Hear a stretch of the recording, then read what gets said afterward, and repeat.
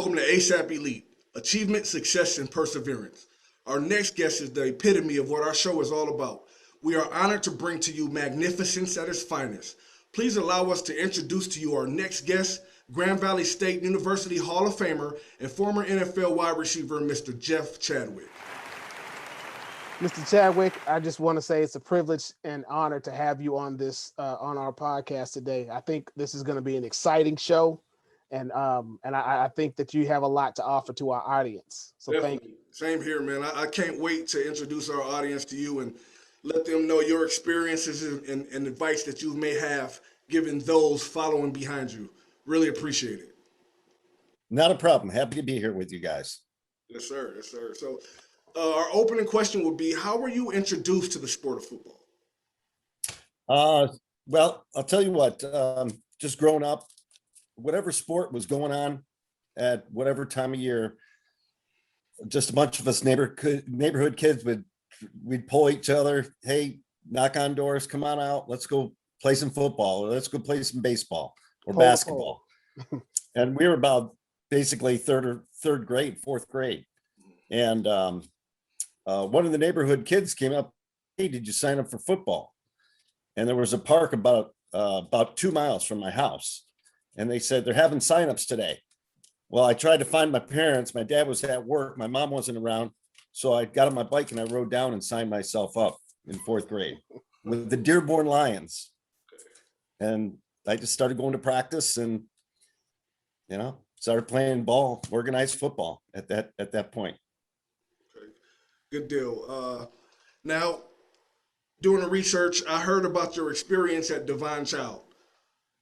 How with the initial coaching staff, and once you had a change of the coaching staff, you really came into your own. Can you explain to us that process? Yeah.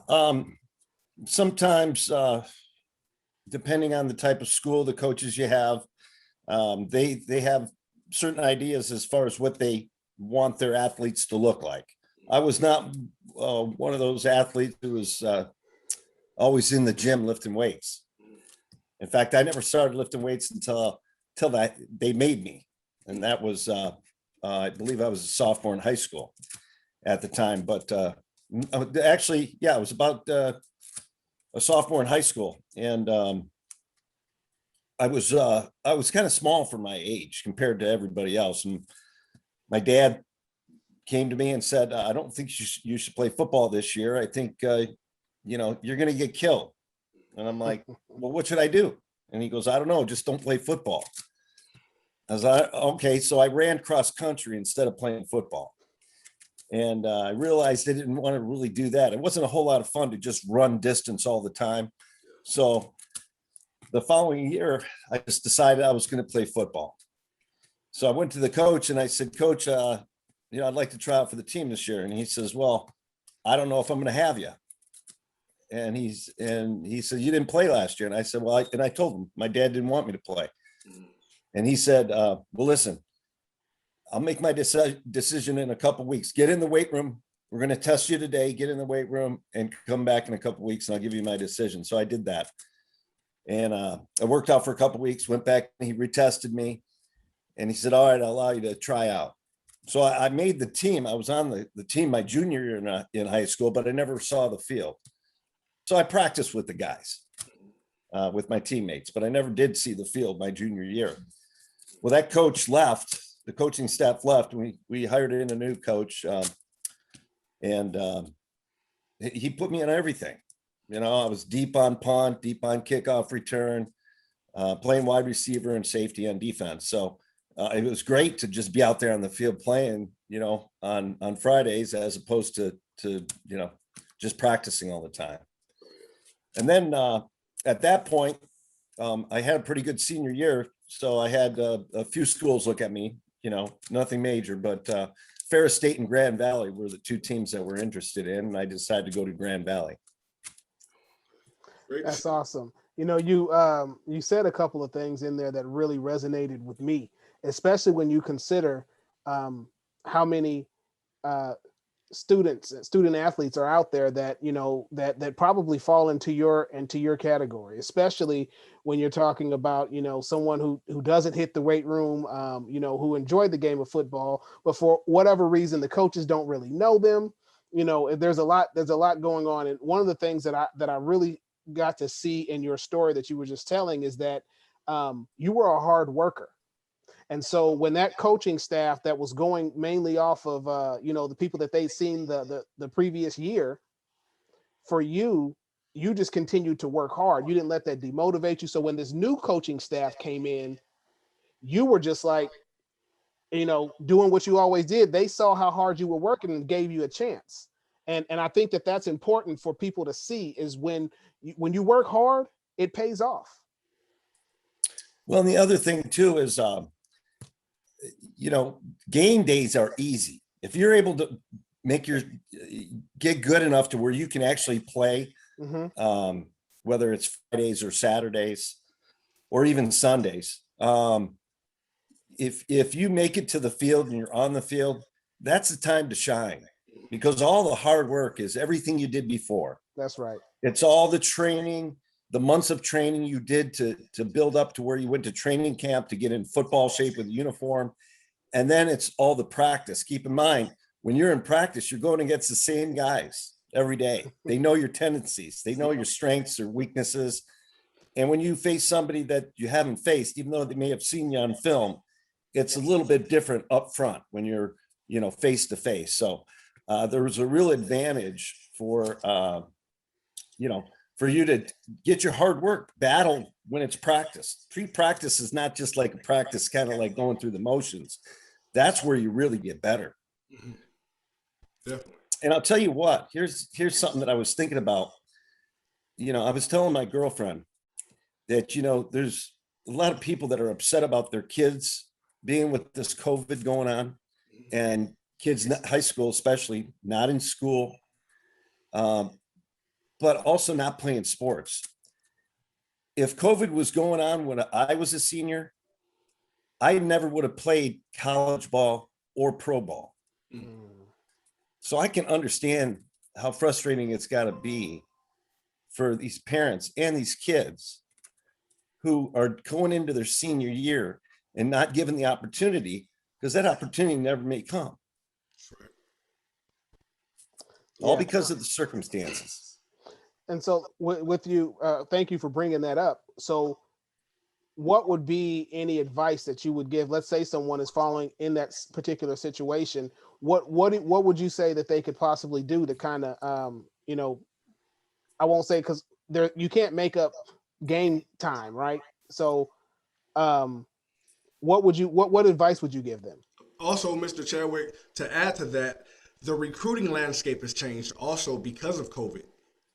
So a lot of these 4-star and 5-star kids, possible 4-star and 5-star kids, are subject to only being able to travel by car in their region, opening up where they may have been getting letters from Florida, USC. Now they're getting Cincinnati, Kentucky, Toledo. You get what I'm saying? That type of thing. Yeah. Well, but at least they're getting opportunities. It may not be the opportunities that they were looking for. It's affecting the programs too. Okay, so it's not just the kids; it's the programs that are going to suffer as well. But I think, Haas, I think that what you're asking me is like, for a kid who maybe isn't like me, 3 or 4-star, or even a star at all. Okay, just a player, Right. Didn't even get a chance to really see the field, but yet had high hopes that senior year coming in and playing. And then that day never comes. What I would say to that athlete is contact the schools in your area. Okay. There are a lot of programs out there, like the Grand Valleys, the Ferris State, the Wayne State, right? You got Eastern Michigan, Western Michigan. You even got some Division III schools there. And, they'll gladly work you out and maybe not offer you a scholarship, but if you're hungry enough and you want to continue your football career and also go to school and get your education, you might have to bite the bullet for a year, maybe even 2 years to kind of settle in. Just because you go somewhere doesn't mean you can't transfer out and go somewhere else later on. Right. But I think it's just, for that kid who's like, okay, am I just going to go get a job? Am I even going to go to college? A lot of kids may not go to college. I don't know if I was going to go to college had I not played sports. Okay. And there's other opportunities for kids too. There are programs available now where they can learn trades, learn how to be an electrician without even really going. I mean, it might be going to school, but under their guidance, usually like a series of programs.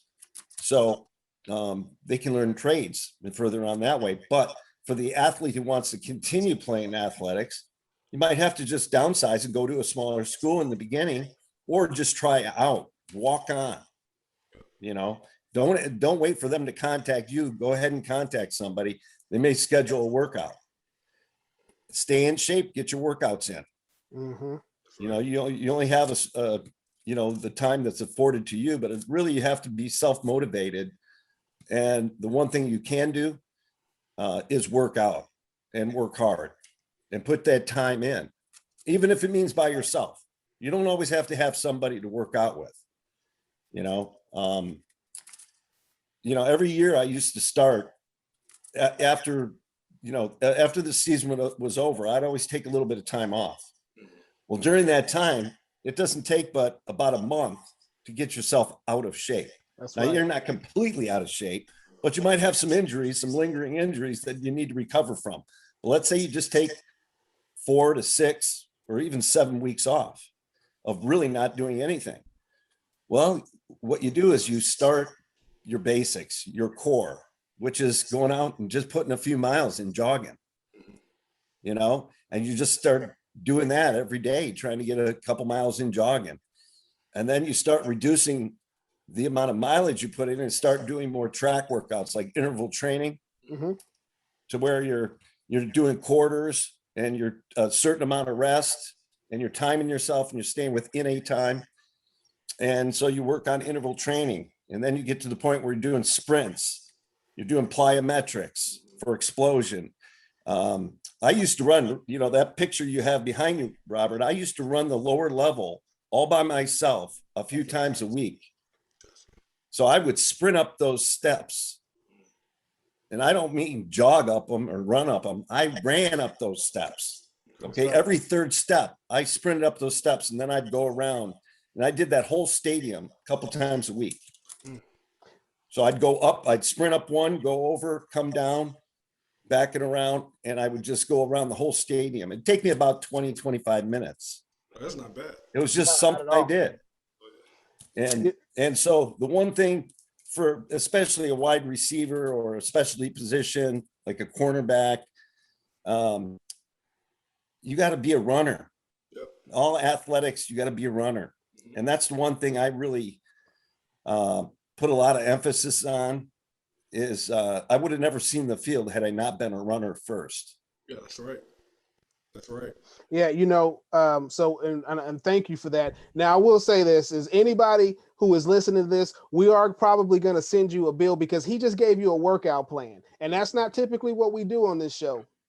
But the thing is Mr. Chadwick just gave you a workout plan. We're in COVID times, and you want to know what you need to do. He just told you. That's right. Thank you for that, Mr. Chadwick. Not a problem. All right. Just sharing what I know. I'm just sharing what worked for me. We appreciate That's all we ask. That's all. Yeah, definitely. Definitely. There's no way around being an athlete. No way around the hard work and dedication whatsoever. So can you walk us through your career from Grand Valley State to your experience of being undrafted and through your career in Detroit and Seattle? Well, yeah, I mean, I went to Grand Valley. They actually recruited me to be a defensive back, a corner. They showed up. I did their training program, and I showed up. And for the first, probably about the first week of practice, they were trying to play me at corner, even though I really didn't want to play corner. I'd never played the position before. I played safety, which is a lot different. A lot. And in college, they do a lot of bump and run, man to man. And I couldn't even do zone coverage. I would turn the wrong way. I was just getting worked, and the coach was just screaming and yelling at me. Chadwick this and Chadwick that. And I was I was just depleted, I just was not having a whole lot of fun at all. And finally, he got so upset with me, the defensive coordinator. He ended up saying, okay, just go to the offense. I don't even want to just get out of here. So I went over to the offense and started playing wide receiver. And, we had some good talent there ahead of me, and I was just a freshman. So, when I was a freshman in college, I mean, the guys that were juniors and seniors, they looked like grown men. So I was just like, okay, so, I just learned from them. I just tried to emulate what they were doing and just try to fit in and basically get your work in, well, those guys, they get older and they move on, graduate. And so my sophomore year, I actually got a chance to see the field a little bit, got some playing time. And then I got more playing time my junior year. And in my junior year, I was starting and I was making some plays. So we had a good season. I had Rob Rubick as a tight end that, ended up playing for the Lions for 7 years. And we had a good quarterback. So we had a pretty good little deal going on at Grand Valley when I was there, and just making plays, having fun. Oh, yeah. And when my roommate, Rob Rubick, got drafted by the Lions, it really, caught my attention as, wow, I mean, you can really get drafted out of Grand Valley, Right. And have an opportunity to play. Well, not only did he get drafted in the last round of the NFL draft, he actually made the team. So when I was a senior, he was playing for the Lions. And that just inspired me even more. Oh, yeah. And I started getting some letters from the Lions and the Seahawks and the Cowboys and the Chiefs and New England Patriots, just showing that they were interested in me. A lot of people didn't believe me, but all they do is show them the letter. I had proof. That's right. So that all that stuff is inspiring. As a kid, I really didn't play the game thinking I would make it to the highest level, but just for an opportunity is phenomenal. So I just continued running track because I ran track at Grand Valley as well as playing football. And they kind of just work together, both sports, in my opinion. One helped the other. So it kept me busy. And so when the draft happened, I didn't get drafted, but I had opportunities with all those teams that were sending me letters. All of them wanted to sign me to a free agent contract. And I just, I basically just looked at, what those teams already had, position wise for wide receiver. Did they draft anybody? What round did they draft them in? Who did they have already? And it looked like on paper that the Lions was the best opportunity for me. So I signed with the Lions and just got to work. Once I went to our rookie mini camp, met all the, top round picks and the quarterbacks and everything. I just, I would live with my parents in Dearborn and travel up to the Silverdome basically Monday through Friday and work out. So that's where I got the bulk of my training. I gotta pull something out of what you were just saying. One, you talked about, what inspired you. And I believe in sports, you always have to find something that inspires you, that's going to make you keep your eye on the prize. And another thing that you talked about was, we had another guest on here who was an undrafted free agent. And he talked about the same process that you talked about, right? He didn't look at the team that was trying to pay him the most. He didn't look at the team that he liked the most.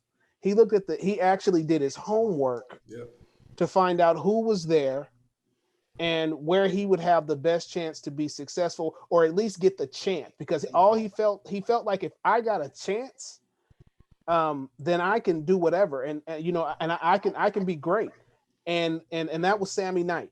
And so he he said exactly what you just said. And so I hope that our audience, you know, if you watch that particular show and you're watching this one, that you take that from you, because there's a lot of people that's going to fall into your position, Mr. Chadwick, is that they're going to be undrafted. They may get a shot at free agency, but the thing is you have to really look at where is the best fit for you.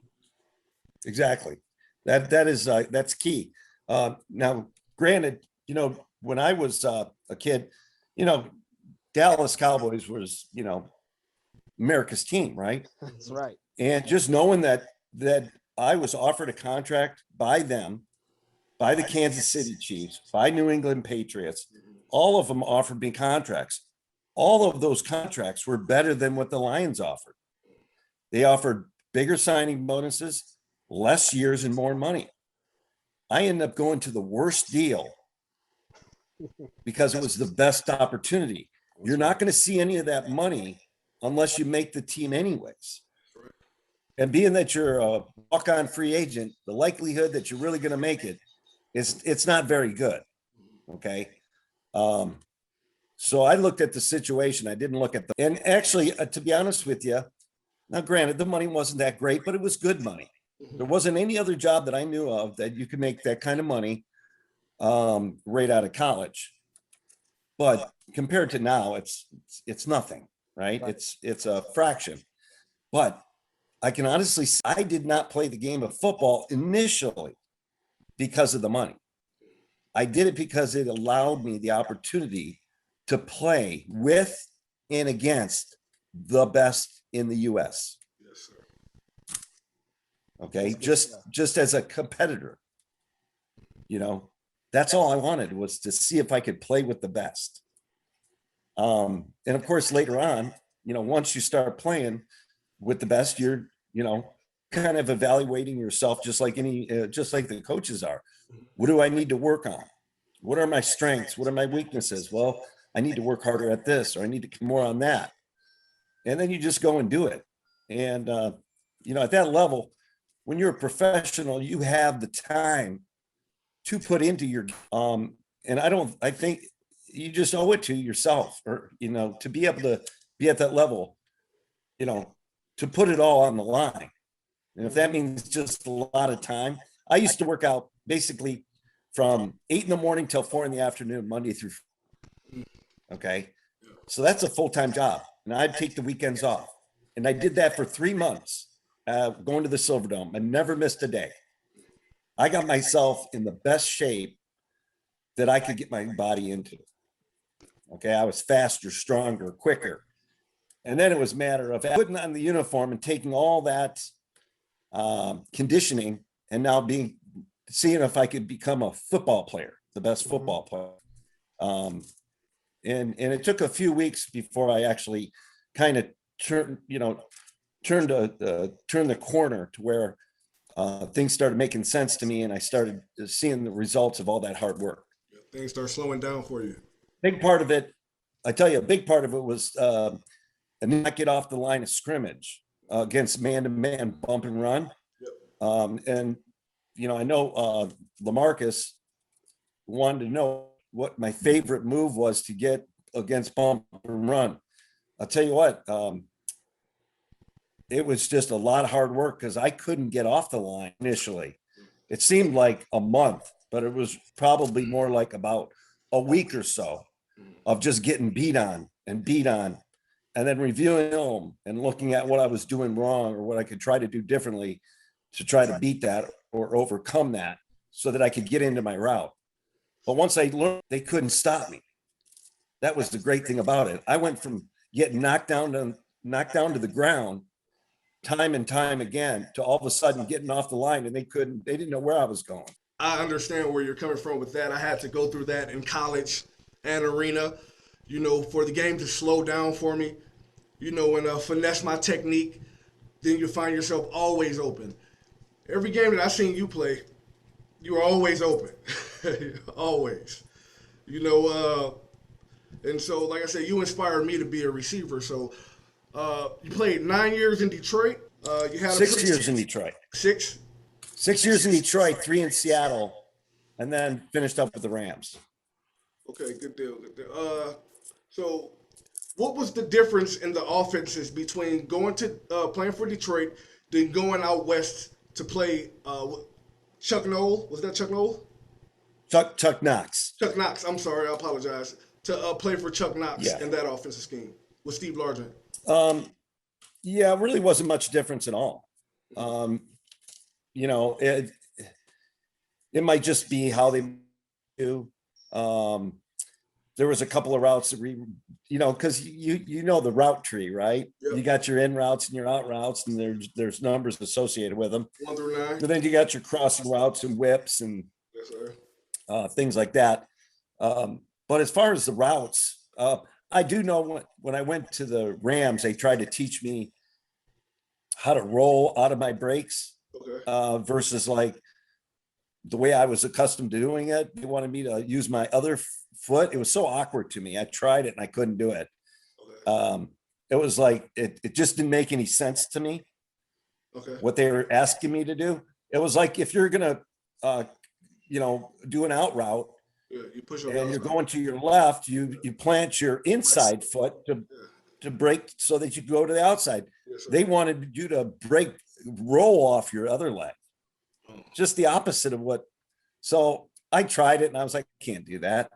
So I just went back to how I normally do it. Oh, yeah. And bottom line is you just need to get open, right? Yeah, pretty Right. much. If you're open, they're going to have the court throw you the ball. Yeah, and I'm sorry, before we jump on that, you guys, when you guys are talking about just what your process in becoming a receiver that where nobody could stop you, that's a life lesson in itself, right? In life, you're going to get knocked down over and over and over again, but you got to learn the lesson of being knocked down. And that's what you did as a receiver. You got knocked down, you got back up, you learned. You got knocked down, you got back up, you learned. And then what happened is because you've learned so much from being knocked down that now they can't stop you because Yeah. you understand the lot. And just like being a receiver, in life you have to find your open space. Yeah. And so Well, and you saying that is true, but I didn't do it without somebody helping me. absolutely. Okay, I couldn't see what I was doing wrong. Okay, but there was a coach there who had it filmed, who would take me as well as the other receivers in a room after every practice, and we'd go over our practice film, our 1-on-1, our 7-on-7, our team, and all that stuff. And he basically, you know, and you could learn from other guys too, you know, things that they were doing wrong, but y'all sit in there and you learn every time you go back in that meeting room for that half hour and review that film, you get to see what you're doing wrong. And, you know, it's not to be critical, it's to help you out. That's right. Right. And then, and just see, you know, the development, of, you know, anybody for that matter. It's a great feeling when you finally know that it worked. But the thing is, you don't get caught up because it worked once. That's right. It just makes you more hungry to try to do it again and get better at it. And no, don't take anything for granted, because just because you got off the line one time against this one guy doesn't mean you're going to get off the next time. You got to have your antennas up, everything ready to go. And, you know, that's why I always felt like it didn't matter if I was running a go route, a post route, an out route, a comeback, a hitch route. Didn't matter. I always came off the ball the same every time. I never wanted that defensive back to know what I was doing. That's okay. right. He just sees me coming off the ball hard every time. And the last thing a DB wants to do is get burned deep, right? So if you threaten what he doesn't want to be threatened with, and getting burned on the long ball. And that's why you have to be a runner, right? You can't do that without speed. You have to show them that you can get deep. And the only way you can do that is through training. Not, you know, I don't know too many people that are just gifted with speed. Everybody has the potential to have speed, but you got to work out it. You got to put your time and work into it.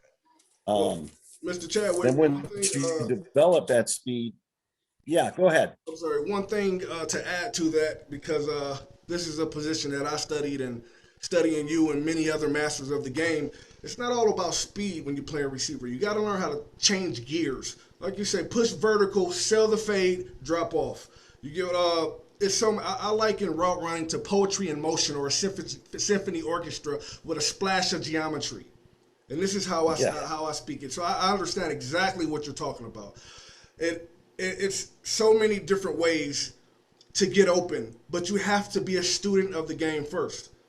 You know, you have to study. I'll tell you, the guy that comes to mind about who can really change directions and set people up is Golden Tate. Yes, sir. Mm-hmm.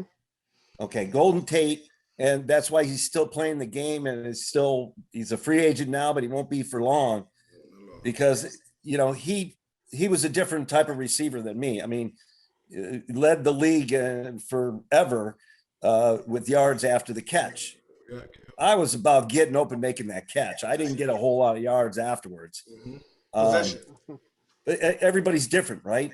And he's just built in such a way, and he's so quick, and he's kind of like a running back, you know, in a sense. And he uses his hands and arms to defend, you know, himself and get away from guys. He's just got great body control. It's kind of like a cat that you hold upside down, and then about a foot from the ground, as you let him go, he's always going to land on his feet. That's Golden Tate.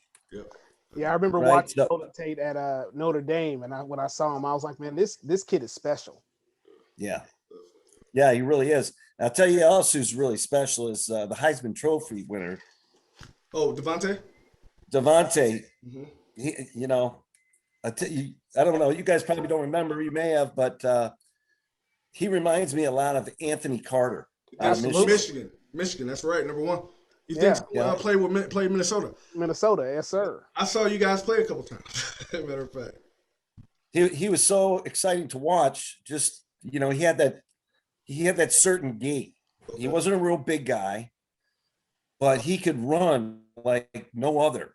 He was so exciting, and that's Deontay is so similar to. I haven't yet to seen a receiver look so much like Anthony Carter than this guy here. Really? And I would really like to see him end up with the Lions. Over Jamar Chase? I don't know. I mean, I'm a Jamar Chase fan, so I mean, Jamar Chase is the big boy, number one out of LSU. LSU set out the season. Yeah, I don't know. I don't know about him. Well, when Joe Burrow won the Heisman, that was number one, the receiver. He was the guy. Now, don't get me wrong. Jeffries was good. He was really good. Jefferson, I'm sorry, but Jamar, Chase, that guy. He was that guy. Yeah, check him out when you get a chance. Okay, so he's coming out this year? Yep, he set out last year because of COVID. I think he had 80 receptions for 1,800 yards as a freshman. Okay. Yep. Okay, so he's coming out this year. I didn't even know the guy was available. Oh, he's amazing. Amazing. He's amazing. Amazing.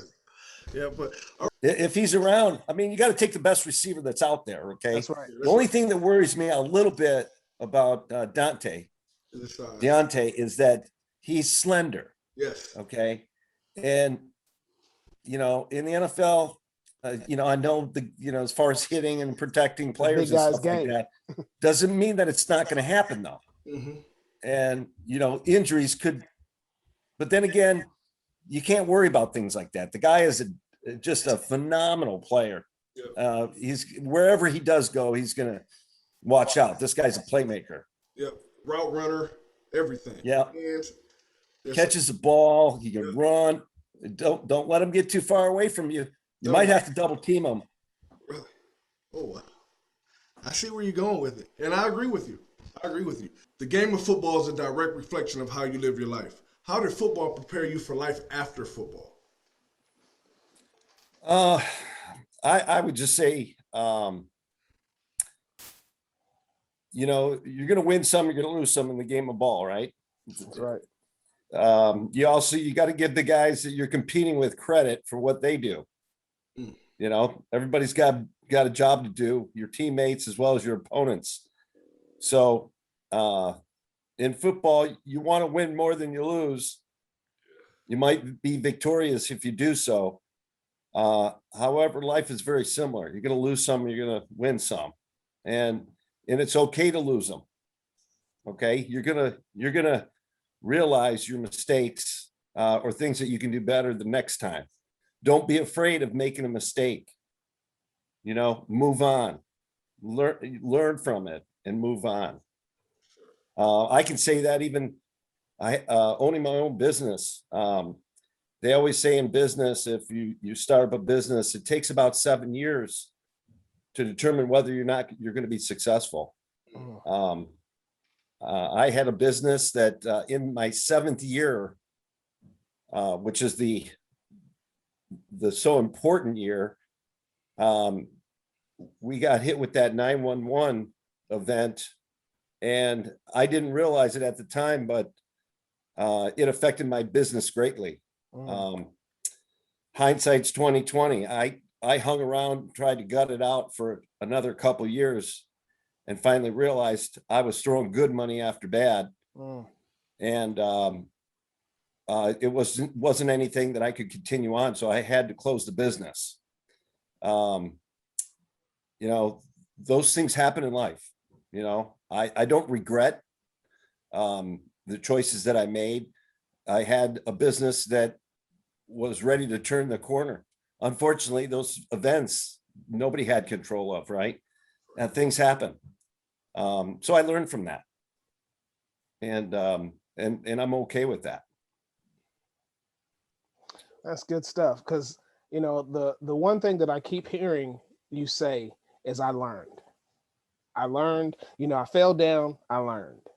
It didn't work out. I learned.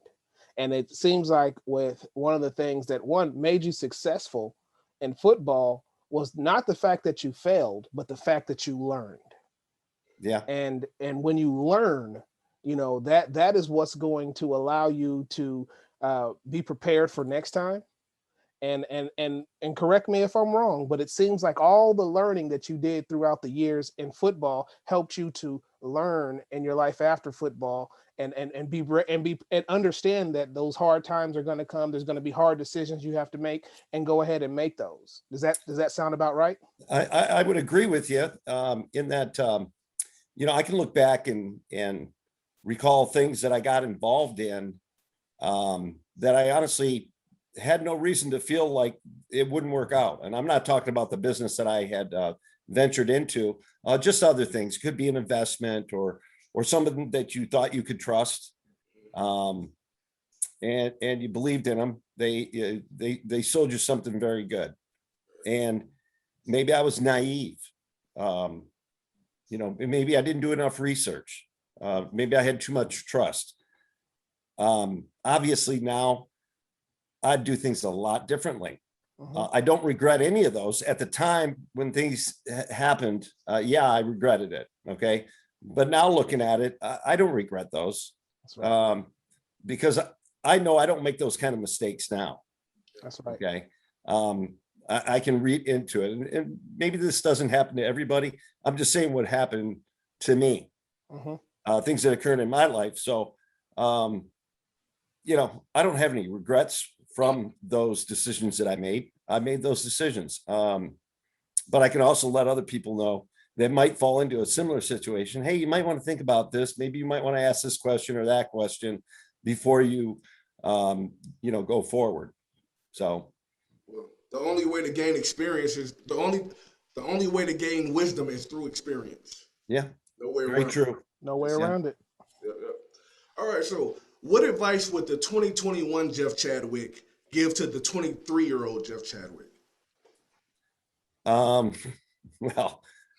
Pretty much, very much what I mentioned. Don't be afraid to make mistakes. Learn from your mistakes. Move on. Work hard. And you're going to have a lot of naysayers that for whatever reason may want to shoot you down. Okay. I look at, if you're willing to put the work in whatever it happens to be. You know, if you want to become a coach, then you're going to have to put your work in. I know those guys work a lot of hours and they have to be extremely dedicated, and rightfully so. They're important jobs, right? A lot of great coaches have come from, you know, just playing high school ball and just working from, you know, being a ball boy just out there and working their way up. You hear a lot or see a lot of success stories from people that just put their work in and day out, lived what their dream was. It's okay to dream. Dreams are good. They're not always going to come to fruition, and but it's always good to be a dreamer. Yeah, that's you know that's I think that's some good advice for your 23-year-old self, and I think that's great advice for the people who are watching it, whether you're 18, 16, 20, 23, 25, 43. You know, that's something that you definitely have to learn in life is don't be afraid to make mistakes. And Coach Penn, I think you brought something out of there is that I really like is that you said that, you know, wisdom doesn't happen without experience. And, you know, wisdom without experience is like driving a car with no wheels. You're not going to go nowhere. And Right. so, that was definitely some good stuff. And one of the things I want to pull out, and I want everybody to hear this and understand this, you have never arrived until you have naysayers.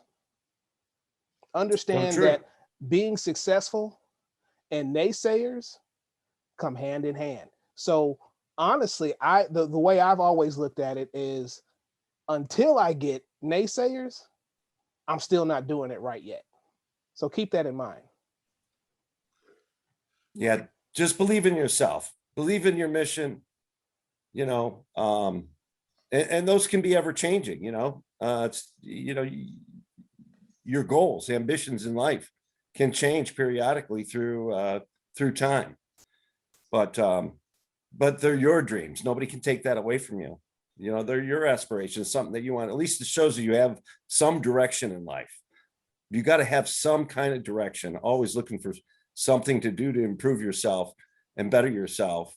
And you know, and it's okay to take those jobs that that you wouldn't think you deserve. Maybe you think you're better than that. Go ahead and do it. Okay, it's only going to make you stronger. It's not going to hurt you. It's just work. So go ahead and do special teams. Don't, you know, you might not do special teams. That's right. That's right. The more you can do, embrace it. Hey, embrace it. Right. And well, somebody said, the more you do, the more you know. All right. So don't be lazy. Just get out there and be a team player, I think is important as well. You know, don't compare yourself to others when it comes to your work ethic. Okay. Set the precedent. Okay. You might have some people that try to shut you down. Okay. I used to have that when in practice many times, you know, guys would tell me to slow it down, to not be so aggressive in practice. And I told them on Sundays, the guys aren't going to slow down on Sundays for you. That's right. My job is to paint you a picture. This is what this guy is going to do to you. If I were to run it slow, that wouldn't be giving you a very good picture of what you're going to expect on Sunday. So I wouldn't be doing my job for my teammate, trying to, you know, emulate another player. Right. So, you know, I didn't listen to him. I ran the routes just like I thought that other you know, that opponent would run the route against the team, and that's in practice. But you know, practice is what makes perfect. It should be that practices are harder than games.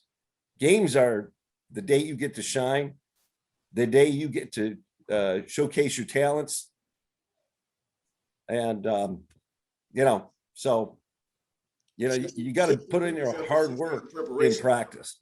Yeah, there you go. That's the game of football. Like I say, 60 minutes a week after 6 days of practice. Yeah, definitely. Our question of the day is sponsored by Jabs Gym Birmingham.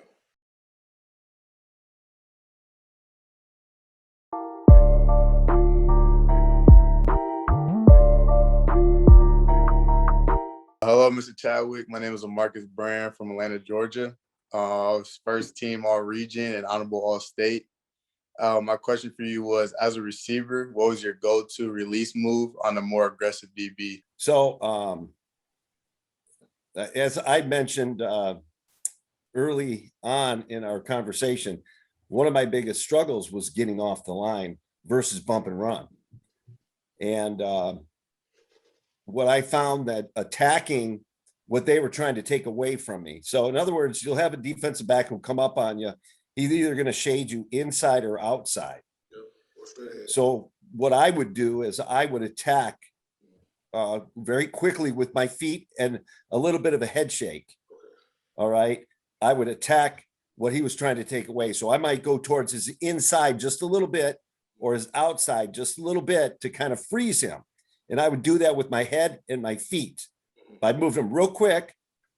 It's not like a stall thing. It's just a really quick maneuver to threaten what he's trying to take away. And I'd like to use a rip where I'd rip my arm through so that I could then use my hand to pull by him as I'm running, as I'm trying to get up the field.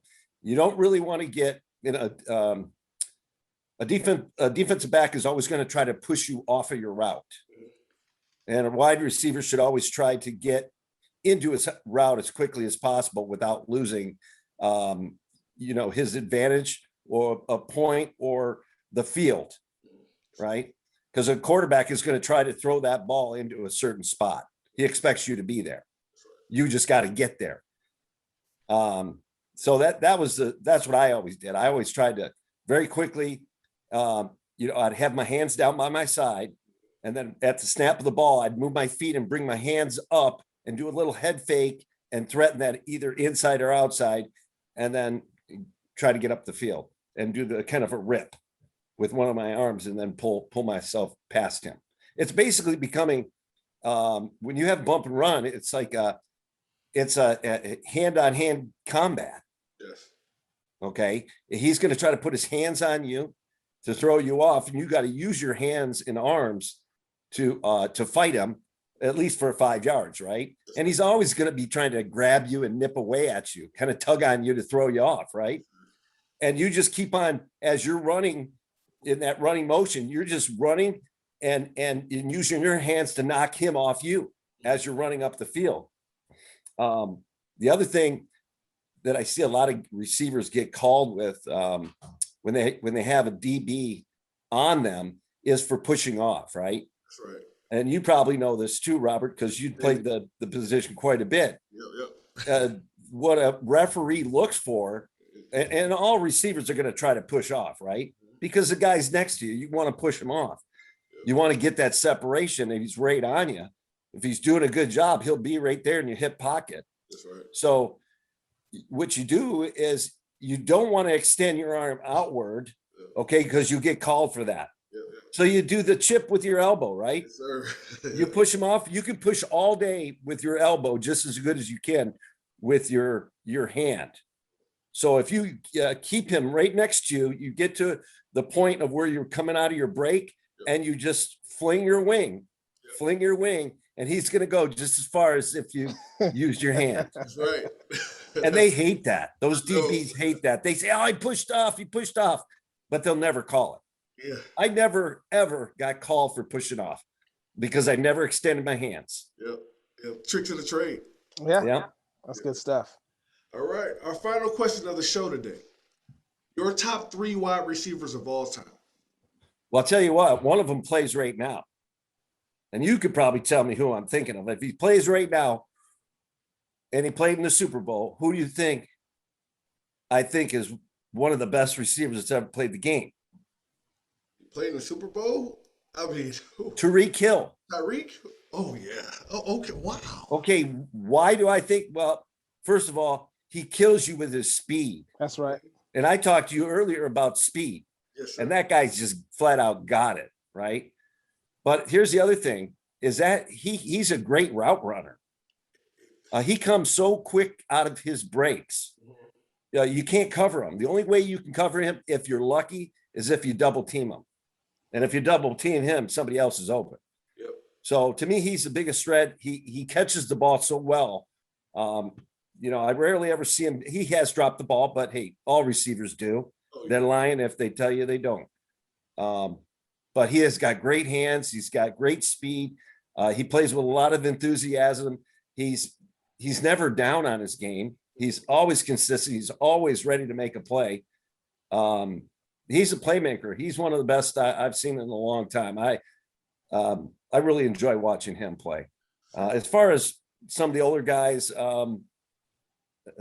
James Lofton.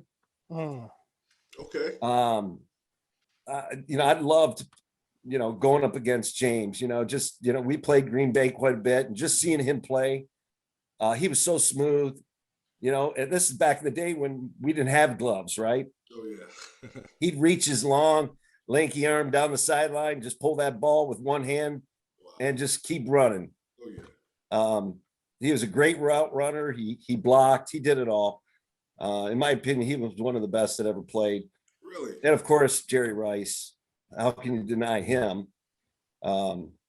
He just came to play all the time, making big plays throughout his career. And a couple other guys that I actually got a chance to play with was Steve Largent. He was just amazing to me as far as his knowledge of the game, his ability to read defenses.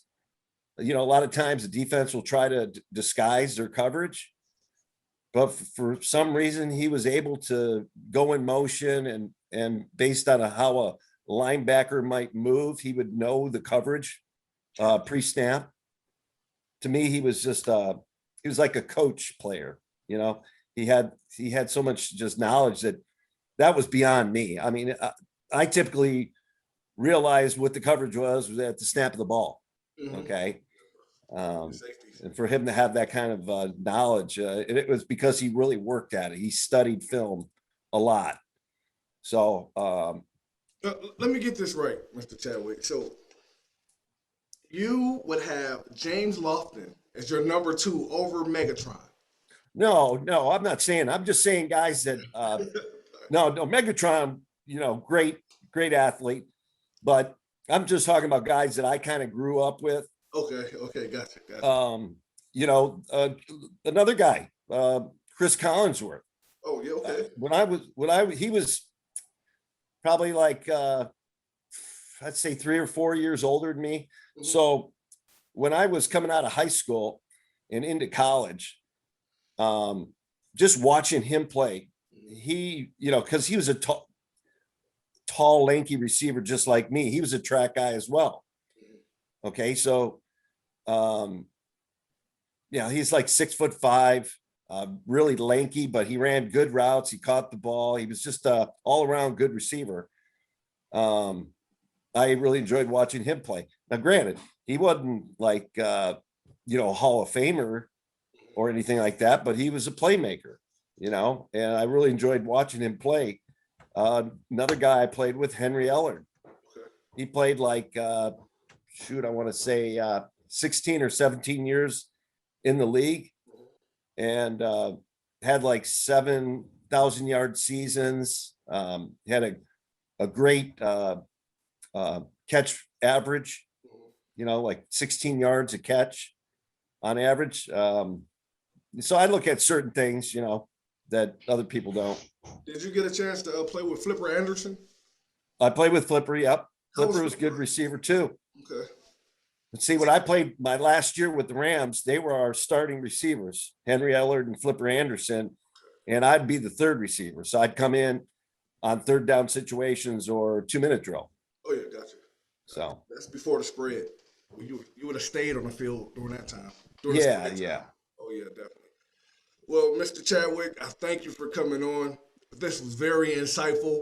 Right down my alley. A great conversation, man. One that I could have with you every day if I could. For sure. Be a better receiver coach.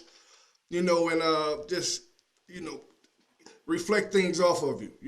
Just and keep that going, man. I appreciate you coming to the show. I welcome you anytime you get a chance to come on, and welcome to the ASAP Elite family. That's right.